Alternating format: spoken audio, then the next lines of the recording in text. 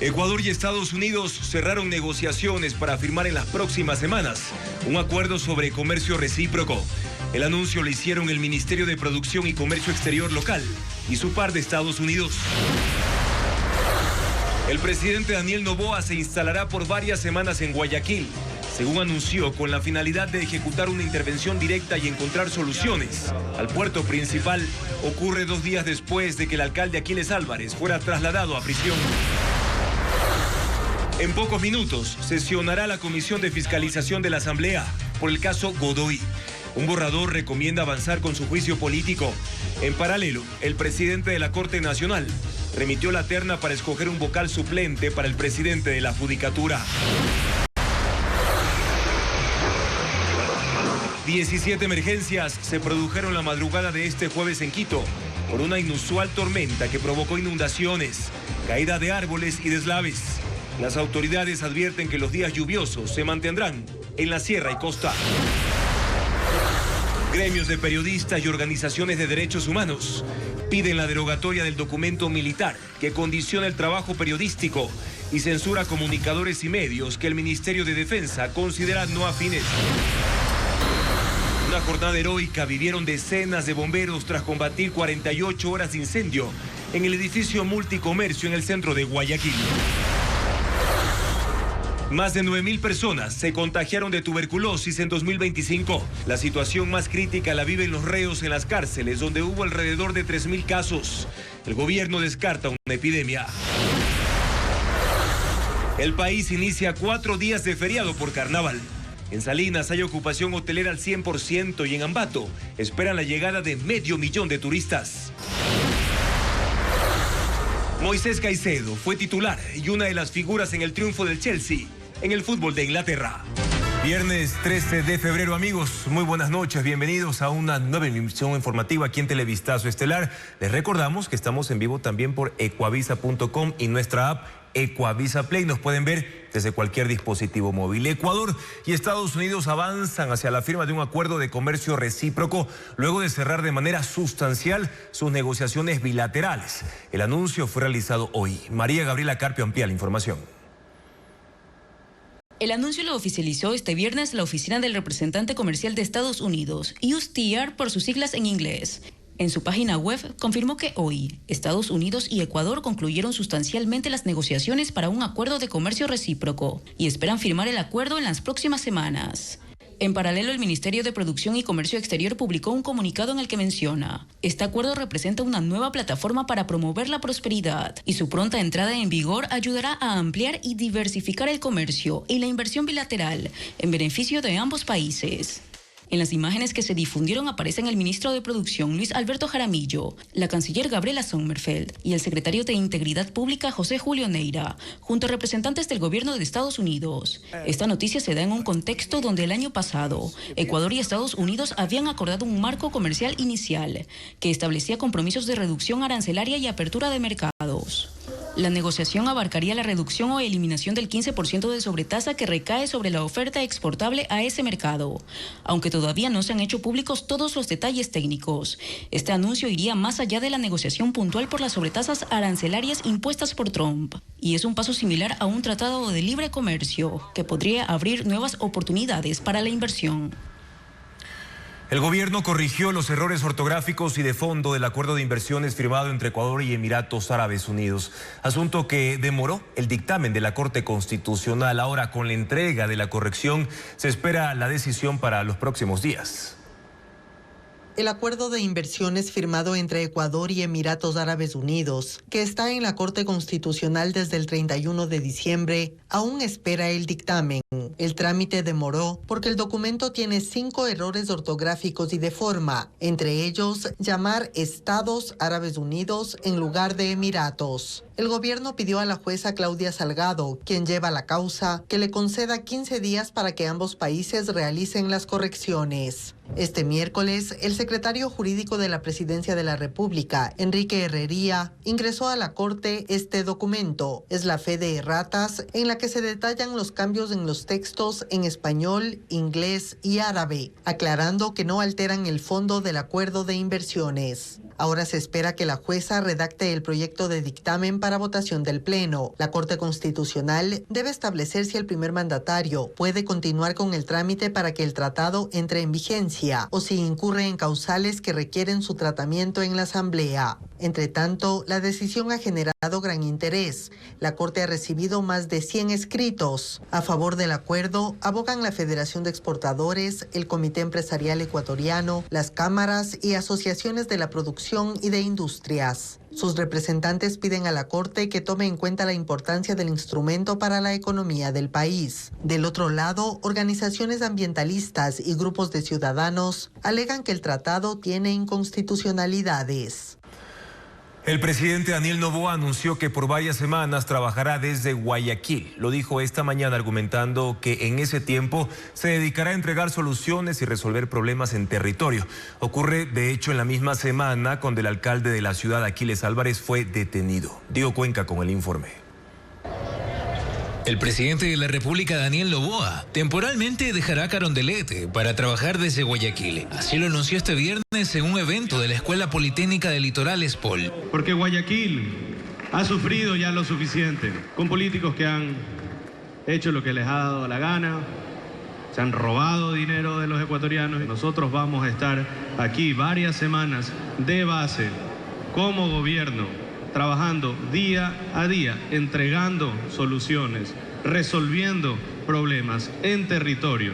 Noboa toma esa decisión 3 días después de que el alcalde de Guayaquil, Aquiles Álvarez, fuera detenido. Álvarez permanece en prisión por presunta delincuencia organizada con fines de lavado de activos y defraudación tributaria, según el caso Goleada que investiga la Fiscalía. Los que hacen las cosas mal van a sufrir las consecuencias, sean disfrazados de empresarios, disfrazados de políticos, disfrazados de cualquier cosa. Si es que son criminales, se los juzga por criminales, no por ninguna otra cosa. La medida consiste en que gran parte de las operaciones del gobierno se realizarán desde Guayaquil. Eso no significa que formalmente se traslade la sede de la Presidencia de la República a la ciudad. Por el momento, parte del gabinete ministerial desde ese viernes hace presencia en el puerto principal, como los ministros de Transporte, de Trabajo y de Educación, quienes hoy participaron en la entrega de becas, además de la vicepresidenta María José Pinto.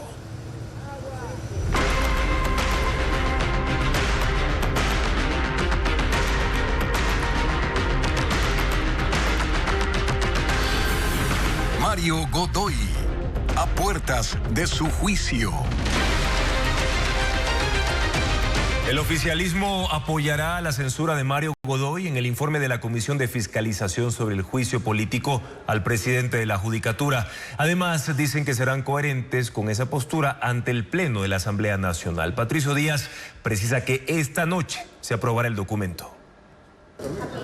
El oficialismo anunció que en la Comisión de Fiscalización va a apoyar que el juicio político a Mario Godoy pase al Pleno de la Asamblea, que encontraron en el testimonio del juez Carlos Serrano sobre las presiones para la sentencia Euro 24 y el retiro de su seguridad, un incumplimiento de funciones del presidente de la Judicatura. Si bien es cierto, no las cumplió a cabalidad, y eso generó pues una vulneración en este caso a un juez que se puede haber multiplicado también. Según el borrador del informe, no identifican de manera fehaciente incumplimientos en las supuestas presiones a la jueza Nubia Vera respecto a la relación de su esposa. Como abogada de Yesdimir Cerdán en el inicio del proceso en su contra, el documento señala que la relación familiar no constituye per se un conflicto de intereses, salvo que se demuestre su incidencia, algo que tiene que develarse en la investigación penal de ese caso. El informe de la comisión será votado por los 10 miembros de la mesa a las 8:30 de esta noche. El correísmo considera un logro esta decisión. La interpelante Viviana Veloz aseguró en su cuenta de X: la presión ciudadana y la contundencia de las pruebas los obligó a recomendar la censura y destitución de Mario Godoy. En ADN, aunque sus comisionados votarán por el informe que recomienda la censura, no quieren ser directos en sí como bloque. Votarán igual en el Pleno.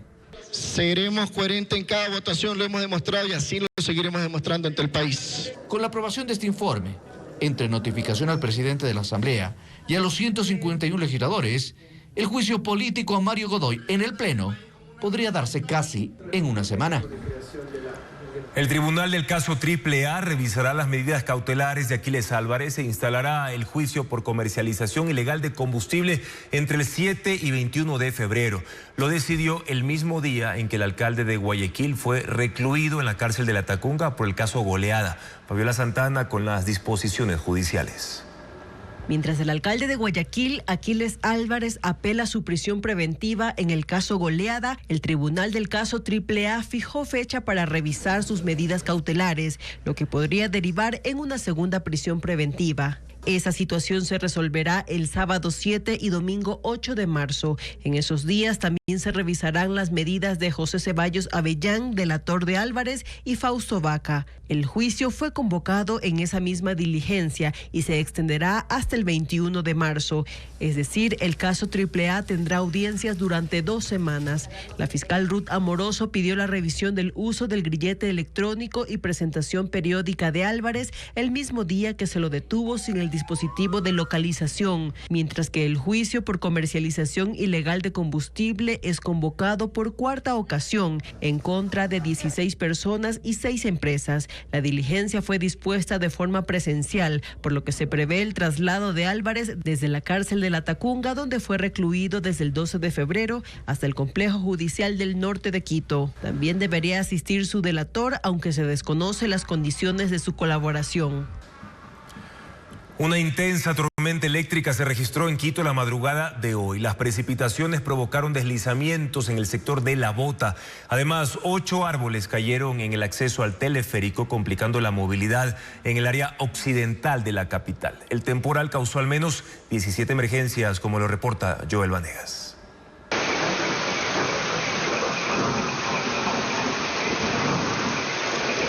Así fue la fuerte tormenta eléctrica que cayó la madrugada de este viernes en Quito y dejó 17 emergencias en distintos sectores, según el COE Metropolitano. Hubo 13 inundaciones, 2 desbordamientos de quebradas y 2 deslizamientos en masa en barrios como La Bota, Carcelén, Carapungo, Solca, San Isidro del Inca y Amaguaña.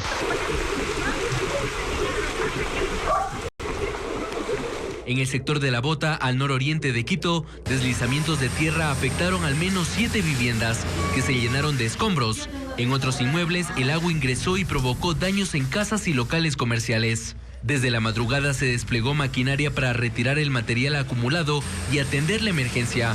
Las autoridades confirmaron que no se registraron personas heridas ni fallecidas. Es identificado los lugares que tenemos la mayor cantidad de afectación por el movimiento en masa y son los que tenemos al momento prioridad de recorrido para poder distribuir el recurso en el lugar y atender a la comunidad. Eran 2:30 lo que yo me levanté.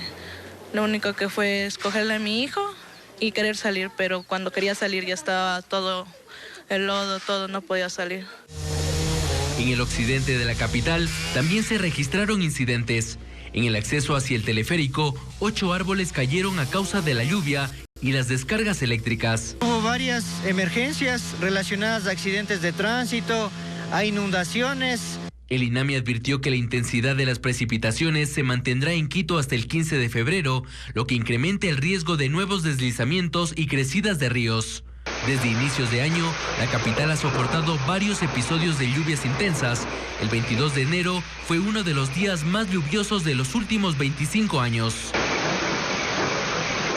Y atención a los turistas que viajen durante este feriado. Deben tener en cuenta que el INAMI advierte de tormentas eléctricas que caerán con mayor intensidad en la costa, mientras que el INOCAR asegura que el oleaje en las playas será moderado con olas de hasta 1,5 metros. Diego Cuenca describe otras previsiones, como por ejemplo el cierre de carreteras.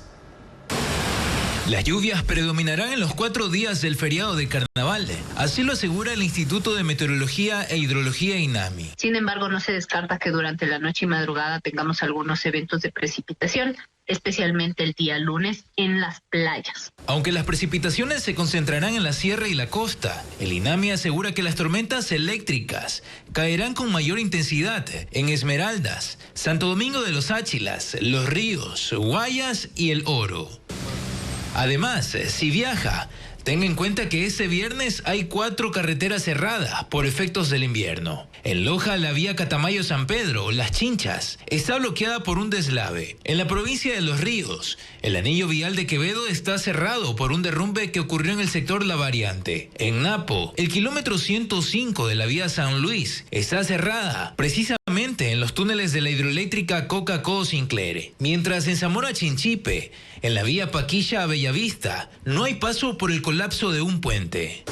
Y para los turistas que van a la playa, el Instituto Oceanográfico de la Armada Inocare advierte que desde el 13 al 16 de febrero el mar estará moderado, debido a que las olas serán de hasta 1,5 metros en todo el perfil costero. Y destaca que desde el martes 17 de febrero el mar estará agitado porque inicia el periodo de aguaje.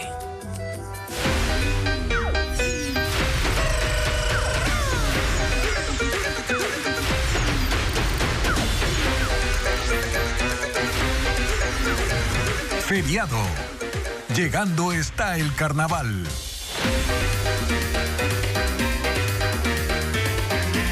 Y mucha atención porque durante los 4 días de feriado de carnaval el IVA se reducirá a 8% en actividades turísticas.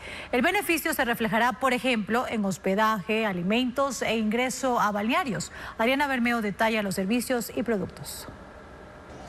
Durante el feriado, el IVA se reducirá del 15 al 8%, una medida con la que el gobierno busca estimular la demanda y dinamizar el sector turístico en uno de los feriados de mayor movimiento interno.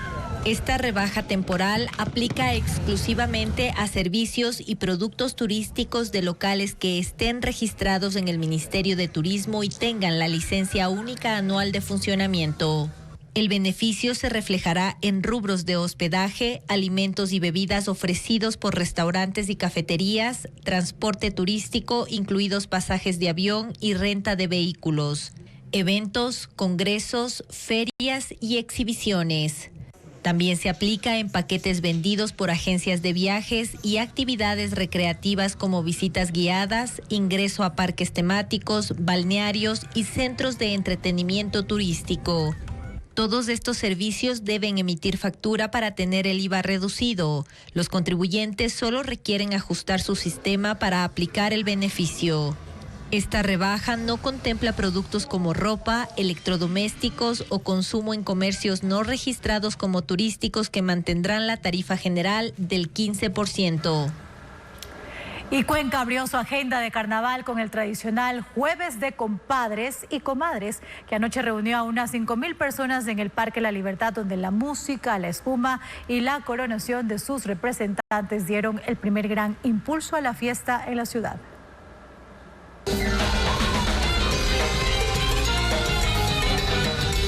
Anoche Cuenca encendió el carnaval con el tradicional Jueves de Compadres y Comadres, en el Parque La Libertad, en el centro de la urbe. Cerca de 5,000 personas llegaron para ser parte de la fiesta.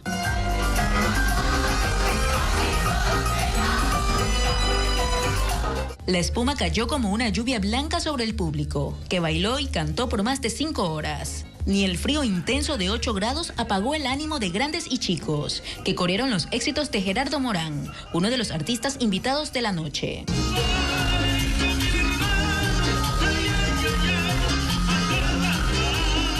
El compadre elegido este año fue el comediante Santiago Illescas y la comadre, la influencer Josh Paredes. Ambos fueron coronados para presidir el Carnaval de Cuenca.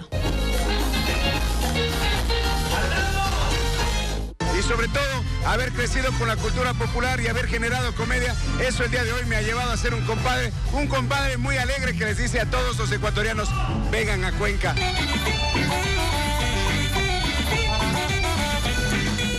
Durante la noche, unos 270 uniformados se desplegaron para garantizar el desarrollo de la jornada. Por seguridad de asistentes y turistas, cada evento de este carnaval en Cuenca estará resguardado por policías, Guardia Ciudadana, agentes de tránsito y paramédicos.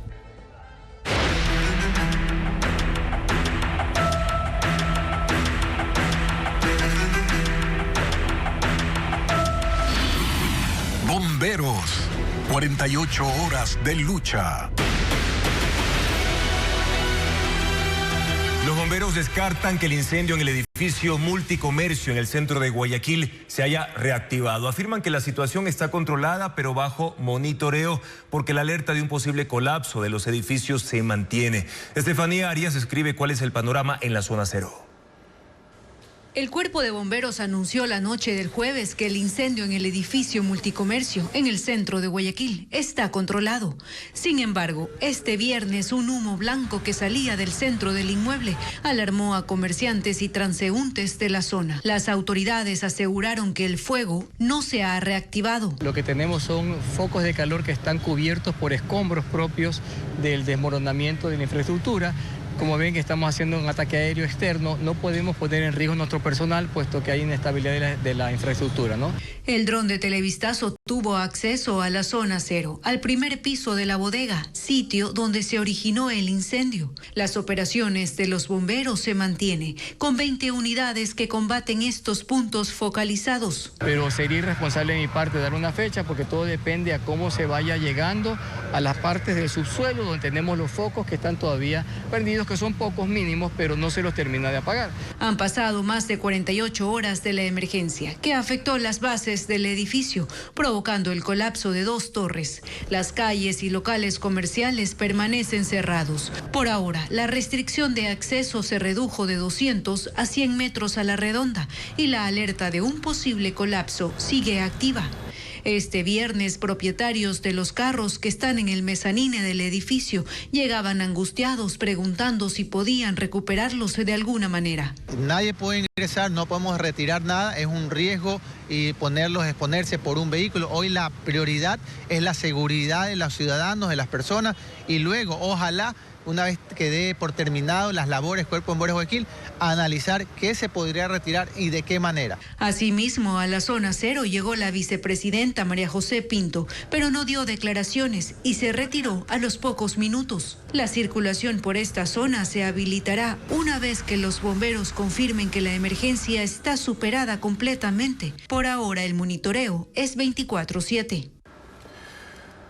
Durante 36 horas, los bomberos vivieron jornadas extensas bajo calor extremo por el incendio en el edificio Multicomercio. Incluso arriesgaron sus vidas porque esta estructura podía colapsar en cualquier momento. Y aún cuando la ciudadanía los llama héroes, ellos insisten en que se trata de vocación.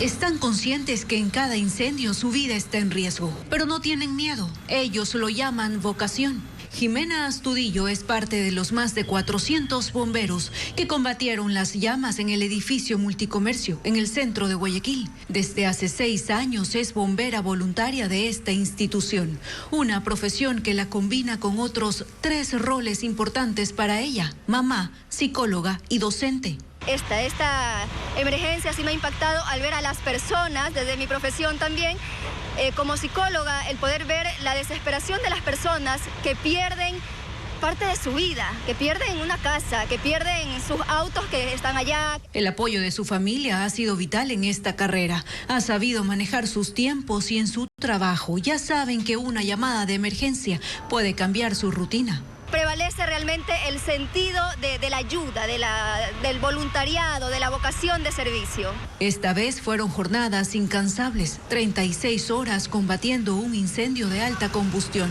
con turnos extendidos en medio de temperaturas extremas y hollín en el rostro. Aprovechaban los cortos relevos para buscar una vereda donde sentarse o acostarse, donde tomar un respiro. Clotario Maldonado es parte de la institución desde 1994.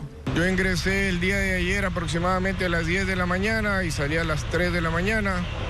Luego, hoy día en la mañana he venido aproximadamente a las 9 y seguimos aquí.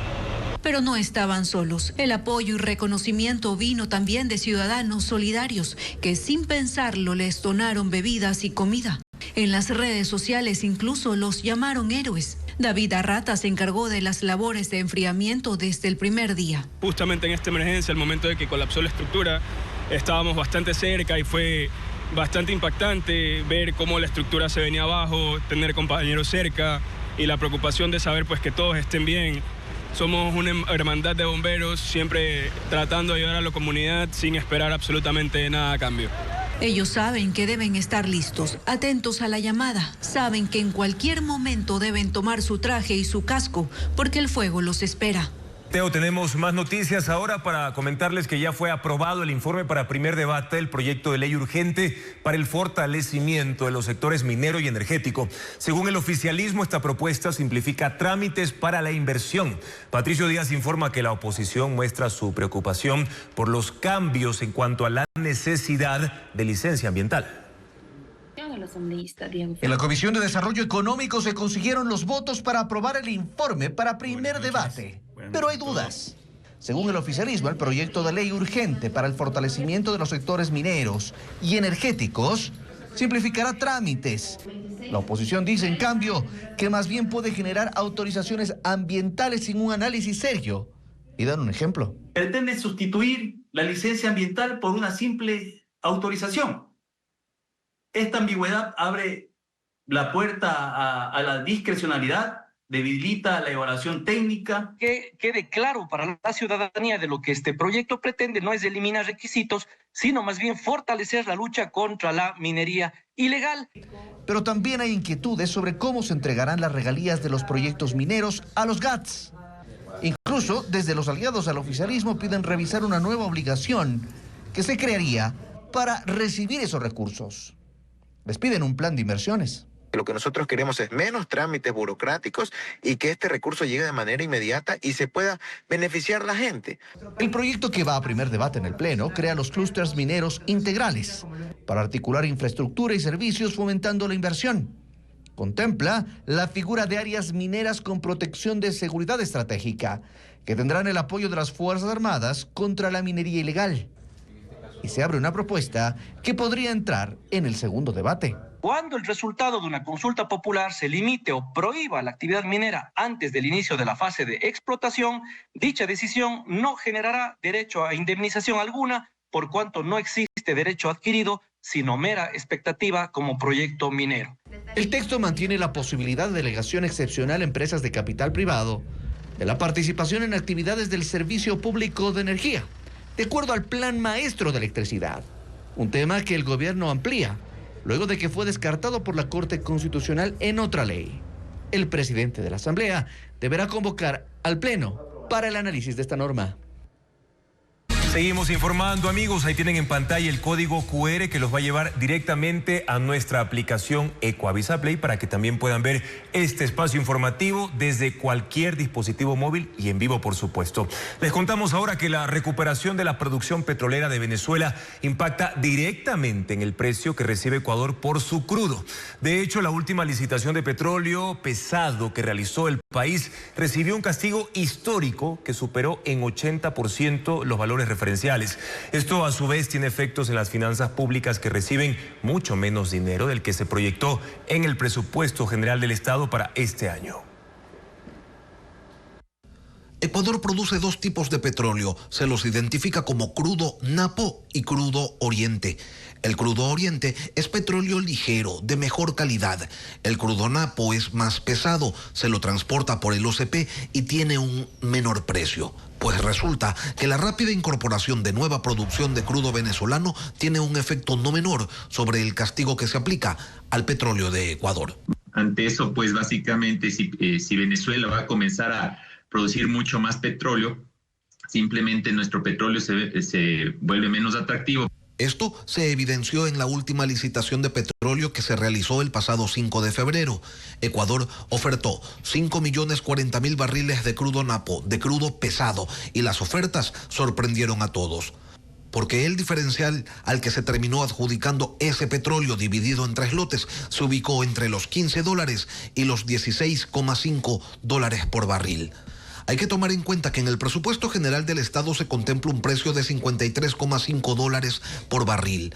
Si el castigo oscila entre 15 y $16,5, quedan entre 37 y $38,5. Pero a ese monto hay que restarle el costo de producción que, según los últimos datos disponibles de Petroecuador y que se remontan a junio de 2025, se ubicó en $27,61. Si ese costo de producción se mantuviera, al país le quedarían entre $9,39 $10,89 y $10,89 por cada barril de crudo napo exportado, es decir, entre el 17 y el 20% de lo que consta en la proforma. Ante eso, tomando en cuenta que los precios y los castigos los fija el mercado, al país no le quedan muchas opciones. Lo que tiene que hacer es producir, porque hay crudo en el país y se necesita. Lo que no hay es la voluntad justamente para poder delegar estos bloques de una manera acelerada para que se pueda incrementar la producción petrolera en el país. Pero eso también toma su tiempo. Lo cierto es que si Venezuela continúa ampliando su producción y los castigos al petróleo ecuatoriano se mantienen o crecen, los 3.156 millones que se aspiraba recibir por exportación de crudo no serán más que un anhelo.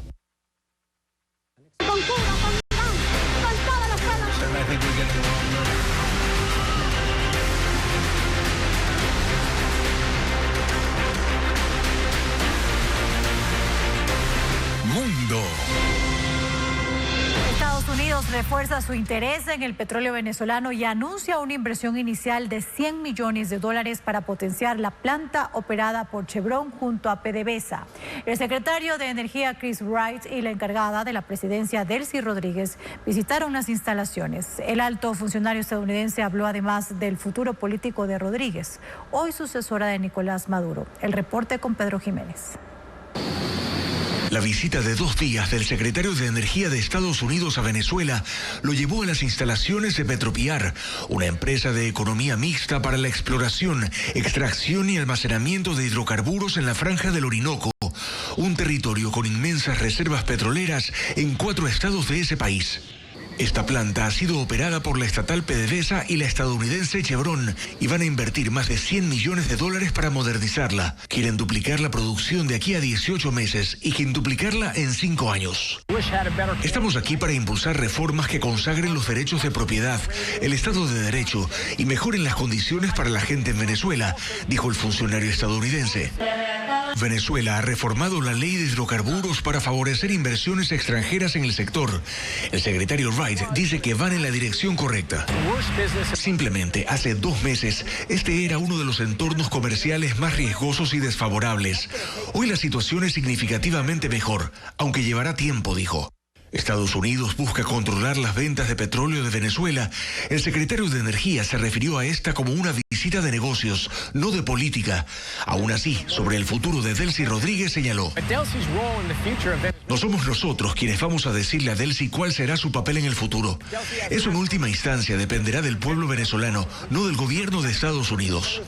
La encargada de la presidencia, Delcy Rodríguez, dijo que esta es una nueva era de relaciones bilaterales. Y este es el camino de la cooperación y es la agenda de una asociación productiva a largo plazo. Y así las delegaciones de Venezuela y de Estados Unidos exploran proyectos en materia energética, centrados en petróleo, minería y electricidad. Mientras tanto, el presidente de Estados Unidos, Donald Trump, rindió homenaje a los miembros de las fuerzas especiales que irrumpieron en Venezuela el mes pasado y se llevaron al dictador Nicolás Maduro para enfrentar cargos de narcotráfico en Nueva York. El mandatario destacó que fue una operación rápida y precisa que demostró el poderío militar estadounidense. Los detalles con Melis González. El presidente Donald Trump llegó este viernes a Carolina del Norte para elogiar a los militares involucrados en la captura del dictador venezolano Nicolás Maduro. En la base Fort Bragg les dijo que son los mejores guerreros en la historia de Estados Unidos y que lo demostraron la madrugada del 3 de enero. El mundo entero vio lo que es capaz el poderío militar, el ejército estadounidense. Fue una operación increíble, pero a pequeña escala. Fue tan precisa, tan increíble, que nadie pensó que pudiera suceder, dijo. Trump insinuó una vez más que sus soldados usaron una nueva arma que inhabilitó a las fuerzas venezolanas. Nunca lograron disparar, el equipo ruso no funcionó, el equipo chino no funcionó. Todos intentan averiguar por qué y algún día lo descubrirán. Más temprano, Trump dijo que tras la captura de Maduro, las relaciones con Venezuela son estupendas y que espera visitar el país sudamericano, aunque no especificó cuándo.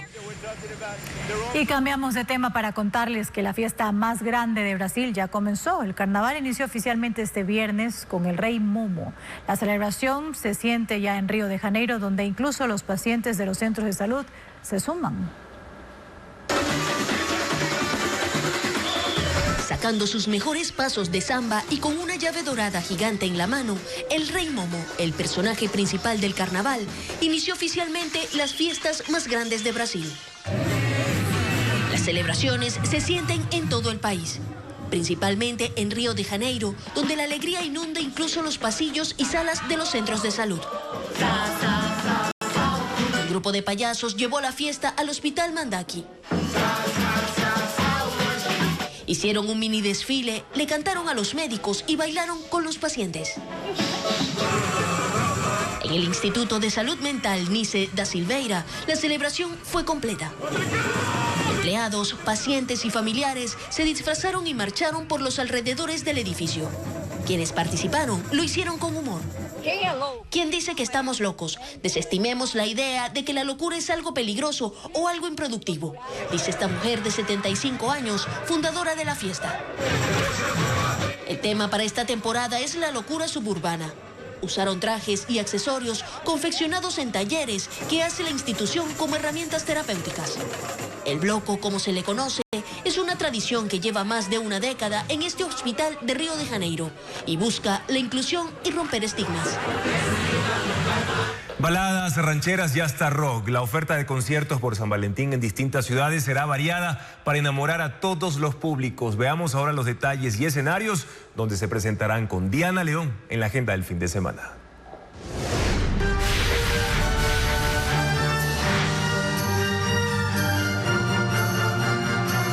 La Orquesta Filarmónica de Guayaquil prepara un recital tributo a la banda de rock británica Queen.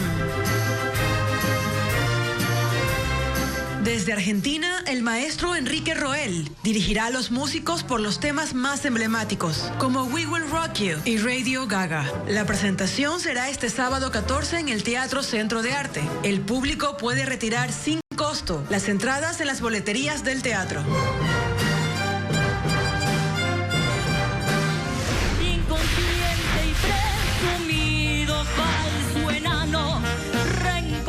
Espectáculo con las inolvidables baladas ochenteras en voces femeninas. Se presentará este sábado en el Teatro Nacional Sucre de la capital. La Banda Metropolitana de Quito ejecutará arreglos sinfónicos en éxitos que reviven historias de amor, despedidas y nostalgia. El show iniciará a las 6 de la tarde. Soportable como amigo, insufrible como amor. Copérnico. Gato con botas. El encuentro entre Copérnico, un gato con extraordinaria astucia, y una doncella cambiará la vida de ambos. Sus protagonistas aprenderán que ayudar a otros puede ser el acto más inteligente. La obra Copérnico, mi gato con botas, se presentará este fin de semana al mediodía y a las 4 de la tarde. Lo que acabo de decir, pero realmente no me...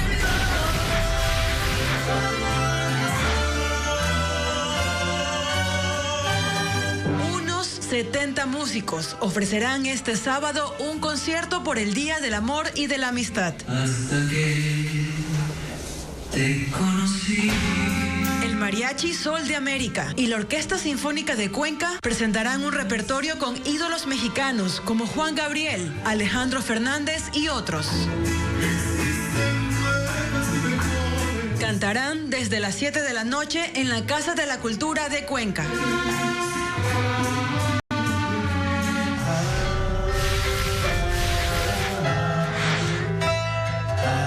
Los artistas ecuatorianos Pancho Terán y Fausto Miño ofrecerán el show romántico Historias que Cantan.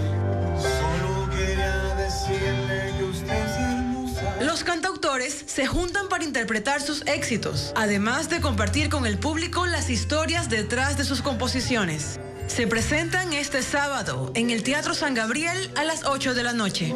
Este San Valentín el amor se expresa de formas cada vez más originales en varios países, desde perros que llevan alegría a niños hospitalizados hasta ramos de dinero que se convierte en el regalo más buscado por los enamorados. Más detalles de estas iniciativas con Ileana Suárez. Unos cupidos de 4 patas llevaron alegría a los niños de Seattle Children's Hospital al entregar tarjetas y mensajes de San Valentín en sus habitaciones. Los perros entrenados Nash y Scarlett brindan compañía a los pacientes en momentos difíciles. Para los niños, su visita representa un respiro emocional y sus divertidas tarjetas logran romper con la rutina hospitalaria. Fueron adiestrados por Canine Companions, una organización sin fines de lucro que entrena y proporciona perros de servicio. Un club de comedia en el centro de Londres apuesta por volver a las citas a la antigua. Los asistentes completan un cuestionario en una página llamada Matchbox, que los empareja según sus valores, para luego conocerse en persona durante el evento. Cansados de las aplicaciones de citas, muchos solteros buscan experiencias más reales y directas. La empresa organizadora llamada Thursday asegura haber formado más de 20,000 parejas con este método. En Zimbabue, para este San Valentín, los ramos de dinero, hechos con billetes doblados y decorados con rosas, se han vuelto una tendencia. Aseguran que estos arreglos atraen a clientes porque combinan lo romántico con lo práctico. Pues el dólar estadounidense domina las transacciones en este país tras la crisis de hiperinflación de 2009. Los precios varían desde pequeños ramos, con unos cuantos dólares, que pueden resultar más baratos que un buquet de flores, hasta otros que cuestan miles. Cambiamos de tema ahora para contarles sobre un proceso de erosión subterránea que pone en riesgo la vía Loja-Cuenca en el kilómetro 13, sector Jindo. Aunque la superficie parece firme, por debajo el terreno cede y deja el tramo prácticamente suspendido con amenaza de colapso. Alejandra Sánchez con el informe. Este es un tramo de la vía Loja-Cuenca. A simple vista parece firme, pero por debajo el terreno se desliza. La erosión ha dejado expuesta la base de la carretera y ha reducido el ancho de circulación a lo largo de aproximadamente 120 metros. Ocurre en el kilómetro 13, en el sector del barrio Jindo, donde 5 metros de suelo se han socavado. Este tramo forma parte de la Panamericana E35 y es fundamental para la conexión entre los cantones Loja y Saraguro, en la provincia de Loja, con Oña en Azuay. Por aquí se moviliza la producción de maíz, papa, frijol y hortalizas que sostienen a estas zonas. A diario circulan entre 2.000 y 2.500 vehículos. En feriado la cifra se duplica, lo que eleva el riesgo. La erosión comenzó desde mediados del año pasado y con las lluvias el suelo ha cedido más. Por ejemplo, aquí al frente donde está ese rumbo, se fue una finca entera. Ve, y arriba está hecho cueva por dentro esa vía. Pero ahí está, ve. De repente, menos pensado, va a haber un accidente tremendo. Ahí sí, ya se mueven a hacer cualquier cosa, pero ya después que pasa la desgracia. A esto se suman otros 23 puntos de la vía donde el asfalto se ha cuarteado. Ante esta situación, esta semana el gobierno anunció una inversión de $4.2 millones en convenio con Petroecuador. El proyecto contempla la construcción de una variante de aproximadamente 220 metros que, según el Ministerio de Infraestructura y Transporte, iniciará en abril. Se prevé abrir paso en una parte de la montaña para ejecutarla. Mientras tanto, quienes transitan por este tramo deben hacerlo con precaución, pues bajo el asfalto el terreno sigue cediendo. Seguimos informando, amigos. Estamos en vivo en nuestra web ecuavisa.com, donde la información se actualiza constantemente, pero también en nuestra aplicación Ecuavisa Play. Tienen en pantalla el código QR para que lo puedan escanear con su teléfono celular y vernos desde cualquier parte y desde cualquier dispositivo. Seguimos con más noticias. Gremios y organismos defensores de periodistas exigen la derogatoria del documento militar que condiciona, regula y establece parámetros para la acreditación y cobertura de temas militares. Hace 24 horas, los gremios nacionales de periodistas enviaron una carta al Comando Conjunto solicitando la derogación de esas disposiciones. El colegio, la Federación y la Unión Nacional de Periodistas esperan una respuesta de Fuerzas Armadas a esta carta que solicita se deje sin efecto las disposiciones, evaluaciones y parámetros que atentan al libre ejercicio periodístico. La comunicación dirigida al general Henry Delgado se presentó hace 24 horas y se hizo en atención a la publicación de Televistazo, que dio a conocer la existencia de una matriz que impone restricciones, evaluaciones y requisitos que vulneran la libertad de expresión y condiciona la cobertura periodística de actividades y eventos militares. Los gremios consideran que la decisión militar vulnera disposiciones constitucionales, tratados internacionales y estándares suscritos por el Ecuador en materia de acceso a la información y libertad de prensa. Porque no le hace nada bien al país que una institución tan importante como las Fuerzas Armadas, y en momentos tan difíciles por los que atraviesa el país, no tenga una buena relación con la prensa. Y lo que esperan es un pronunciamiento público y oportuno del alto mando militar para no adoptar otras acciones. Por ejemplo, el pedir un amparo de protección que corresponde en estos casos con el fin de que la Corte Constitucional, por ejemplo, tramite ese amparo e impida que esta vulneración continúe adelante. Los militares también han recibido las opiniones y pedidos de organismos internacionales como la Sociedad Interamericana de Prensa, que expresó su alarma por los lineamientos plasmados en el documento militar. 50 periodistas agrupados en la mesa de articulación para su protección también presentaron su demanda de derogatoria del mencionado documento, que condiciona además la acreditación de medios de comunicación en Fuerzas Armadas. El Comando Conjunto analiza el tema. Los interesados en postularse para fiscal general del Estado podrán inscribirse del 18 de febrero al 3 de marzo en el Consejo de Participación Ciudadana. Se prevé que el proceso de selección se extienda hasta por 6 meses. En medio de cuestionamientos y una creciente sombra de dudas, el Consejo de Participación Ciudadana y Control Social aprobó la convocatoria para postular al cargo de fiscal general. Esas postulaciones serán entre el 18 de febrero y 3 de marzo, un mes después de la posesión de una comisión ciudadana de selección con integrantes señalados por una supuesta falta de preparación e idoneidad. El camino no ha sido fácil, pero esta institución responde a la demanda ciudadana de contar con autoridades legítimamente elegidas a través de concursos públicos. Una respuesta que tardó 10 meses, pues desde abril de 2025 la Fiscalía labora con un titular encargado. Los últimos 3 meses bajo el liderazgo de Carlos Alarcón, designado sin concurso por el Consejo de la Judicatura. Un trámite fuera de lo común que está siendo analizado por la Corte Constitucional. Quienes aspiren a tomarle la posta en la Fiscalía deberán acreditar como requisitos mínimos un título de tercer nivel en Derecho, conocimiento en gestión administrativa y haber ejercido la profesión de abogado, la judicatura o docencia universitaria en materia penal por mínimo 10 años. Estos instrumentos no son solo meros formularios administrativos, constituyen garantías de transparencia, verificación de requisitos, asegurando reglas claras para todas y todos los postulantes. Sí llama muchísimo la atención cómo empezó este concurso, no solamente con el reglamento, pero también con los comisionados ciudadanos. Yo creo que es una cosa en la que nosotros tenemos que estar muy vigilantes. De acuerdo al cronograma que elaboró la Comisión Ciudadana de Selección, la primera semana de abril se conocerá el listado de postulantes admitidos.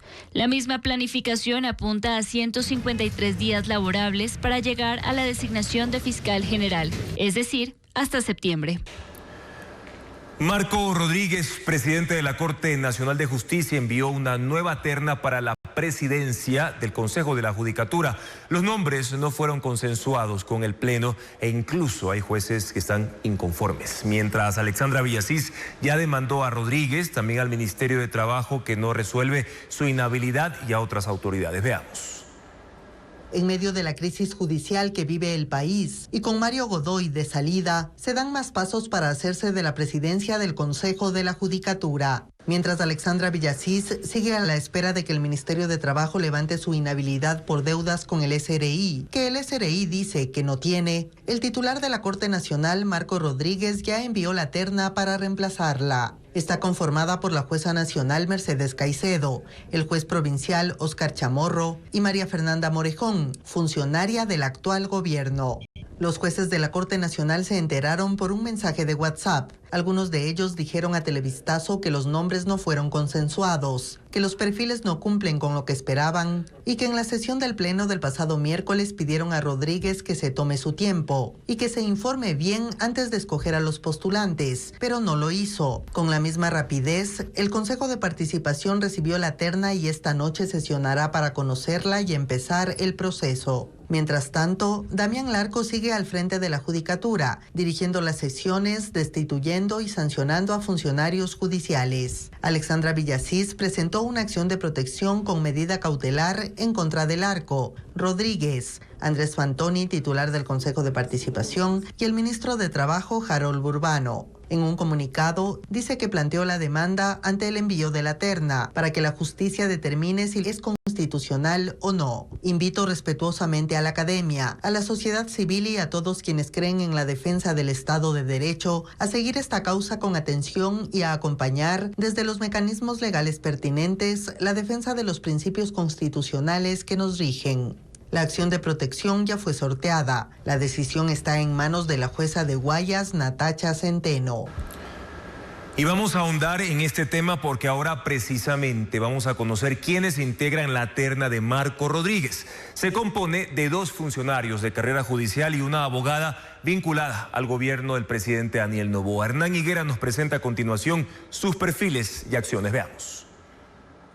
Que el principio de independencia judicial no sea una quimera. La sorpresiva terna del presidente de la Corte, Marco Rodríguez, para elegir al suplente de la presidencia de la Judicatura, tiene como cabeza de lista la magistrada Mercedes Joana Caicedo Aldaz, conocida en el mundo judicial por las sentencias contra Jorge Glass y Carlos Bernal en el caso Reconstrucción de Manabí, o por declarar la inocencia de Galo Lara en el conocido caso Quinsaloma. Ella fue protagonista en la sentencia del caso Metástasis.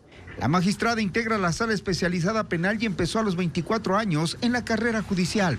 Su nombre salió también en el caso Pantalla cuando un testigo protegido la mencionó como uno de las jueces que visitaba al polémico Wilman Terán, mientras se desarrollaba el concurso de jueces del que participaba.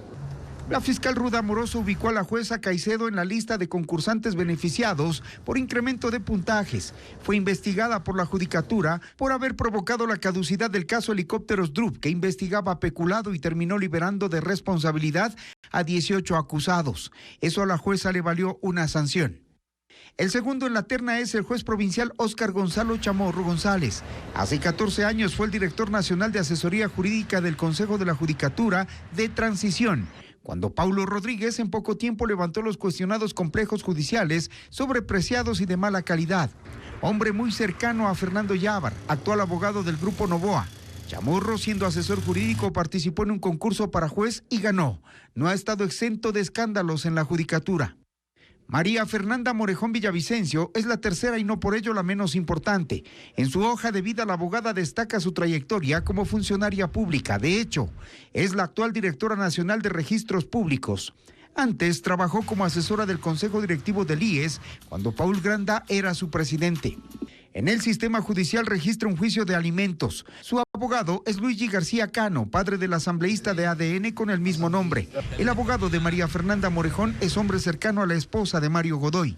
Dato curioso, María Fernanda Morejón se anticipó a presentar este certificado de no tener prohibición de ejercer cargo público. Tiene fecha 11 de febrero a las 9:46 de la mañana.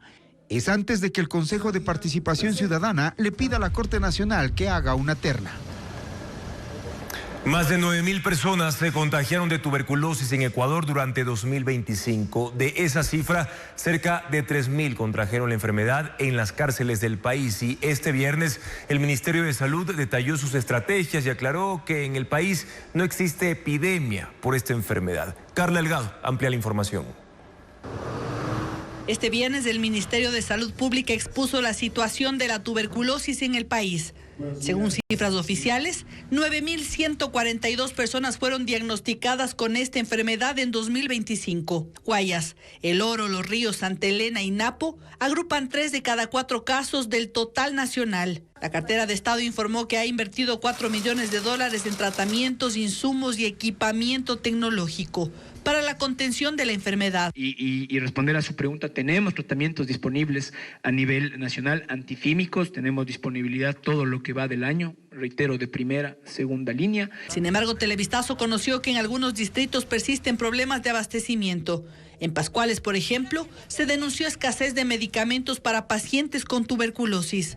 La inversión estatal contempla la provisión de vacunas. Según el ministerio, 500.000 dosis de la vacuna BCG están disponibles. Esta vacuna se aplica a recién nacidos y previene principalmente las formas más graves y mortales de la enfermedad. La situación más crítica está en los centros penitenciarios del país. 2.649 personas privadas de libertad contrajeron tuberculosis y 609 fallecieron durante el año pasado. En un contexto penitenciario tenemos entre 10 y 100 veces más alta la transmisión de Mycobacterium tuberculosis. ¿Por qué? Si nosotros tenemos lugares cerrados, facilita la transmisión. Aunque las autoridades aseguran que se realizan tamizajes permanentes en los centros de reclusión, no detallaron nuevas medidas para frenar la crisis que familiares y organizaciones de derechos humanos denuncian de forma permanente por falta de protocolos de contención y han advertido posibles subregistros al señalar que no todos los casos estarían siendo notificados oficialmente. En Guayaquil se cumplió la segunda mesa de emergencia para analizar las condiciones de los presos con tuberculosis y desnutrición crónica en la penitenciaría del Litoral en Guayaquil. Para el próximo 24 de febrero se confirmó el ingreso de funcionarios y colectivos a ese centro carcelario. Más detalles con Bessie Granja. El próximo 24 de febrero, representantes de la Mesa de Emergencia Penitenciaria ingresarán a la Penitenciaría del Litoral para verificar las condiciones de salud y alimentación de los presos. La medida busca dar cumplimiento a una acción de protección dictada el 11 de diciembre, que ordena evaluar y atender la crítica situación de los privados de libertad afectados por tuberculosis y desnutrición crónica. Esta visita va a tener por objetivo levantar información oficial sobre lo que ocurre en la penitenciaría del Litoral y corroborar las acciones que se han intentado implementar. Sobre las muertes por tuberculosis, familiares denunciaron la inhumación de 15 cadáveres de presos de la penitenciaría por parte del Servicio de Medicina Legal. Justamente tenemos un familiar que es de Ambato que vino a buscar desde el mes de octubre, no tuvo ninguna información por parte del SNAI y qué sorpresa que lo encuentran que va dentro del camión que iba directamente para irlo a enterrar en fosa común para Santa Elena. Las autoridades respondieron en un comunicado que el proceso se coordinó con la Fiscalía, Registro Civil y tras haber agotado todos los protocolos de búsqueda. Y cambiamos de tema ahora para contarles que el mundo se prepara para celebrar San Valentín, aunque no en todos los países se festeja igual. En algunos incluso celebran el Día del Amor y la Amistad en una fecha distinta al 14 de febrero. Vamos a conocer algunas curiosidades sobre el día más romántico de todo el año. El 14 de febrero está marcado en el calendario como una fecha bonita, que habla de mostrar sentimientos y de repartir te quieros. Pero su origen no es tan romántico, todo lo contrario, es más bien trágico. La historia cuenta que en el año 270 después de Cristo existió un monje llamado Valentín. Era una época en la que el emperador de Roma dictaba todas las leyes y entre ellas había prohibido los matrimonios de las personas jóvenes porque creía que los solteros eran mejores soldados. Valentín no hizo caso y siguió celebrando el sacramento del matrimonio. El emperador se enteró, lo encarceló y decapitó un 14 de febrero. Incluso hasta hace pocas décadas San Valentín era parte del calendario universal de la Iglesia, pero fue removido por falta de pruebas históricas verificables. En todo caso, San Valentín es el que inspira esta fecha que ahora, en la modernidad, se celebra con regalos, abrazos y detalles. Aunque no en todos lados, hay países en los que está prohibido celebrar San Valentín: Pakistán, Malasia, Irán o India. Además, en los países en los que sí se celebra, las costumbres varían. En Japón, por ejemplo, cada 14 de febrero son las mujeres las que tienen que dar regalos a los hombres, y no cualquier regalo, chocolates. Solo se regalan chocolates. Pero un mes después, en marzo, se celebra el Día Blanco, cuando son los hombres los que le regalan a las mujeres y por costumbre los chocolates que regalan ellos deben ser más caros que los que recibieron de ellas. En otras culturas donde mostrar afecto en público no es tan común, la celebración tiene un ligero giro. En Finlandia, por ejemplo, el 14 de febrero es el Día de la Amistad, no del amor. Solo celebran en público los amigos, con regalos, con cenas y con algún detalle. En el polo opuesto, países como Cuba, en cambio, el 14 de febrero es el Día de los Enamorados. Y más allá de la crisis se regalan detalles, aunque sean artesanales. Importa más el valor sentimental que el comercial. En América Latina las celebraciones en cada uno de los países se parecen mucho, aunque en Colombia el Día del Amor y la Amistad no se celebra el 14 de febrero, sino el tercer sábado de septiembre. Todo ese amor. En Ecuador la fiesta es con regalos, con cenas, con flores, con lo que pueda servir para demostrar cercanía y cariño. Cada año en el Día del Amor y la Amistad el movimiento comercial crece y las reservaciones en restaurantes y hoteles se agotan. Más aún ahora cuando se unen el 14 de febrero y el carnaval. Continuamos con más, amigos. Por primera vez, Ecuador participó con 3 unidades tácticas de élite de la Policía Nacional en un evento organizado por Emiratos Árabes Unidos. Se trata de una de las competencias más exigentes del mundo en su tipo. Merlin Ochoa informa que participaron 48 países y Ecuador obtuvo el primer lugar en Centro y Sudamérica y segundo en toda América. En Emiratos Árabes Unidos, del 7 al 11 de febrero, Ecuador marcó un hito. Policía Nacional de Ecuador. Por primera vez, el país participó con sus 3 unidades tácticas de élite de la Policía Nacional en el SWAT Challenge en Dubái. Fueron 109 equipos de 48 países considerados entre los mejores del mundo en operaciones especiales. ¡Bravo! ¡Bravo! La policía compitió con 24 uniformados del Grupo de Intervención y Rescate GIR, Grupo de Operaciones Especiales GOE y Grupo Especial Móvil Antinarcóticos GEMA. En Ecuador se prepararon durante 4 meses para enfrentar 5 pruebas. Asalto táctico, que son operaciones con precisión y maniobra. Rescate de rehenes, neutralizando amenazas. Rescate de oficiales, que es la maniobra de extracción en condiciones adversas.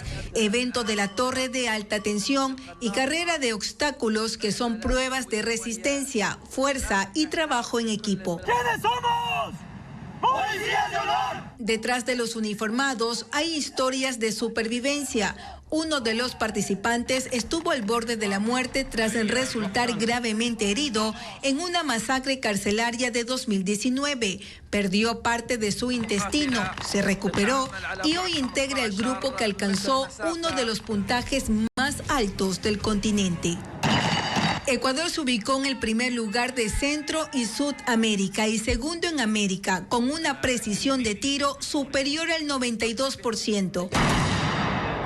En el ranking global, el GIR alcanzó el puesto 33, el GOE el 47 y el GEMA el 65. Son policías que han enfrentado masacres, narcotráfico y operaciones de alto impacto. Representaron al país en un escenario internacional donde la exigencia es máxima y el error no tiene margen. Y por San Valentín, Paola Tamayo, hija de Paulina Tamayo, anuncia el lanzamiento de su primer EP titulado Live Session Boleros, un tributo a uno de los géneros más emblemáticos y románticos de la música latinoamericana. Y con esta producción, Paola celebra el amor mediante clásicos inolvidables, consolidando su herencia musical y su apego por las raíces artísticas familiares. Vamos a verlo. Pero si tú me dices ven, lo dejo todo, que no se te haga tarde. Si tú me dices ven, es el primer tema que lanzó hoy la cantante Paola Tamayo, hija de la Grande del Ecuador.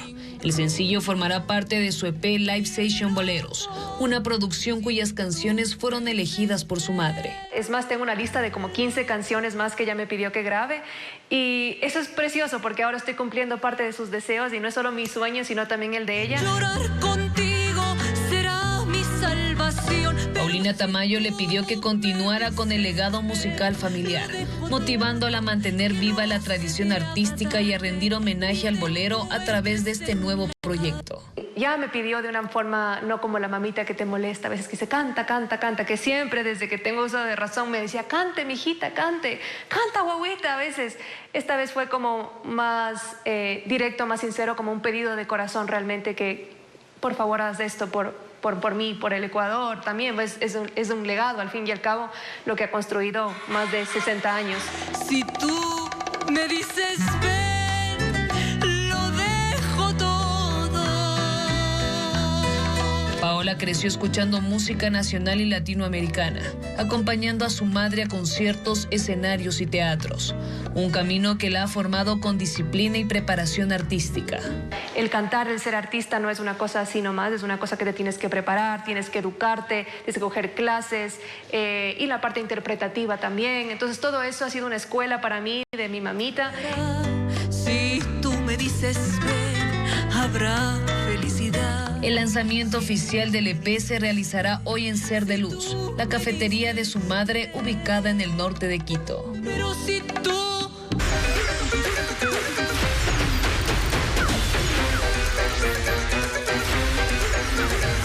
Feriado. Llegando está el carnaval. Y durante este feriado, las terminales terrestres de Quito y Guayaquil operarán las 24 horas. Han aumentado frecuencias para atender el incremento de la demanda. Mientras tanto, les contamos además que el Registro Civil brindará un solo servicio durante estos días. ¿De cuál se trata? Lo explica a continuación Adriana Bermeo. En Quito, las terminales de Quitumbe y Carcelén atenderán 24 horas durante los 4 días de feriado. El plan operativo inició este viernes y contempla incrementar frecuencias, controles de seguridad y de precios de pasajes. En Guayaquil, la terminal terrestre también atenderá las 24 horas, mientras que la de Pascuales mantiene el horario de atención de 5 de la mañana a 9 de la noche. El Registro Civil atenderá exclusivamente el servicio de inscripción de defunciones en 25 agencias de 23 ciudades. Este trámite no tiene costos y se realiza dentro de las primeras 48 horas. En el feriado solo funcionarán cajeros automáticos, medios electrónicos, banca digital y los corresponsales no bancarios como tiendas, farmacias y supermercados. Algunos bancos atenderán en las agencias de centros comerciales. La Asociación de Bancos Privados recomienda consultar en las redes sociales de cada institución la disponibilidad de servicios durante estos 4 días. En Quito, la medida pico y placa estará suspendida el lunes y martes de carnaval. Servicios virtuales del municipio de la capital, como los del registro de la propiedad, estarán operativos durante el feriado. Y Salinas ya registra una ocupación hotelera del 100% para este feriado de carnaval. Para estos 4 días, el cantón ha preparado una agenda de eventos que incluye la participación de artistas como Charly Cardona, Paola Jara y el Binomio de Oro, además del tradicional concurso de castillos de arena. El alcalde Denis Córdoba confirmó un despliegue de 200 policías para garantizar el bienestar de los turistas e informó sobre la prohibición del uso de espumas de carnaval en el espacio público. Se estima que Salinas genere ingresos de 18 millones de dólares. Y de la costa nos vamos ahora, Andrea, hasta la sierra. Así es, en Ambato, la fiesta de la fruta y de las flores vive sus días más intensos, con eventos artísticos y alegorías gigantes en el Parque Central. Precisamente, Alex Ceballos recorrió ese importante cantón de la provincia de Tungurahua y preparó el siguiente reportaje. ¡Viva Ambato! Ambato, tierra de flores, tierrita linda. Desde noviembre, 60 personas entre voluntarios y trabajadores elaboran minuciosamente la alegoría del pan, la fruta y las flores, que será expuesta en la Catedral de la ciudad. Estamos con una obra monumental de 14 metros de base y por 13 metros de alto, aproximadamente 182 metros cuadrados de alegoría. 600 carrizos, semillas de eucalipto y granos secos, 250 unidades de baguette. La ciudad sobrevivió de las cenizas tras el terremoto de 1949.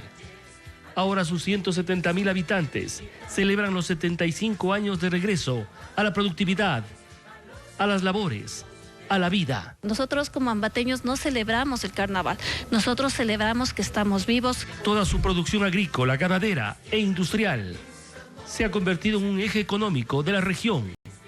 Todos se alistan para su fiesta mayor, el de la fruta y de las flores. ¡Viva Ambato! El día sábado se hace la bendición de las frutas y el día domingo el desfile de la confraternidad. Vamos a hablar ahora de Ecuaterra, que visitó el Parque Etnobotánico Omaere en Pastaza, un bosque regenerado que se levanta en plena zona urbana de Puyo. El sitio concentra 1.500 especies vegetales en apenas 15 hectáreas. En este espacio también conviven monos chichicos y la ranita venenosa de Sarayaku.